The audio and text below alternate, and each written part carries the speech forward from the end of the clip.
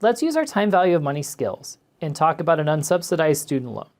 So what we're going to do is apply the future value of a single sum and see how much we owe when we graduate.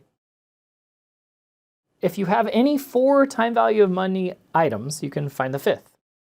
In this case, we're going to have present value, interest rate, payments, and periods, and we're going to use what we know to find the future value. So let's take a look at this example. You just took out a direct, unsubsidized $10,000 loan that accumulates monthly compounded interest at 7.8%. You don't make any payments while you're in school. And you're going to go to grad school and then more grad school. And let's say you've got 11 and a half years before you graduate. How much are you going to owe? Now, the reason that this problem works is it's a direct unsubsidized loan. With an unsubsidized loan, you don't have to make any payments while you're in school, but interest will accumulate, right? And so this is an exact model for those of you with direct unsubsidized notes. This is where you're going to wind up in the future. And maybe, why when you first can make payments, maybe you could start a little bit. But let's take a look at this problem. So the first thing that we need to do is fill in our question marks. We know the period of time we've got, 11.5 years. We know how much we borrowed, $10,000. We know we're not making payments while we're in school, so that's going to be 0. So really, I need the interest rate to find the future value. We can use an effective monthly rate to figure out, well, what's the effective rate I should use in the problem? So we know that it's accruing at 7.8%, but interest accrues monthly. That's what the problem told us. So we can use a monthly accrual tool, and we would take the 7.8%, and we could then figure out that the annual equivalent of that is 8.085, right? So we have 8.085, and you can see how we get there on the slide. Once we have the right interest rate, the problem takes care of itself. We take our present value, we multiply it by 1 plus the interest rate, and we raise that to the 11.5 power. Once we've done that, it's pretty straightforward. 10,000 times 2.445, or we get 24,451. In other words, you borrowed 10,000, 11 and a half years go by, and you got to pay back 24,451.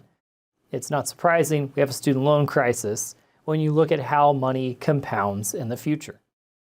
If you want to look at this for my more visual students, you can take a look on a timeline. You borrowed 10,000, you don't make any payments, interest was 8.085, it grew over time, 24,451, right? We see all 5 elements playing into one another here. We're going to pivot to Excel in just a minute, and we'll talk a little bit about how we figure that future value using some formulas as opposed to the algebraic spreadsheet. But one other element to play in. There are some changes that would result in a larger future value, right? Had you borrowed more money, your PV been higher, that would be a larger value. If interest rates were higher, that would also create a larger value.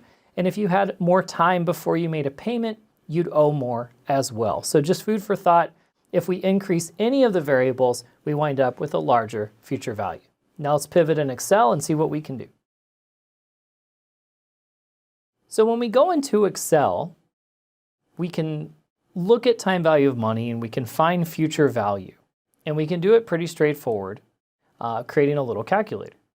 So what we've done in Excel is I've used the shading technique where I shade cells that I'll have data inputs in. And then you'll find that the actual heavy lifting is done in the future value item.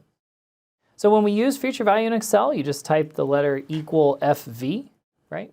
And it'll go ahead and code you through what goes in each slot. So equal FV and then put a parenthesis in, and you should be able to do a future value calculation. All right, so what we're going to do here is we're going to go ahead with the problem. We know that we borrowed $10,000, and so we'll put $10,000 in.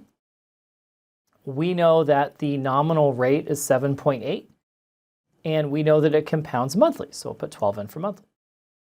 So what we've done now is we've got a present value of 10,000. We've got this calculating our effective rate, and we're using equal effect to get to that. The number of payments here is 11.5 years. We will not be making any payments in the meantime, and we're kicked out an answer, 24,451, which is the future value you would owe after 11 and a half years.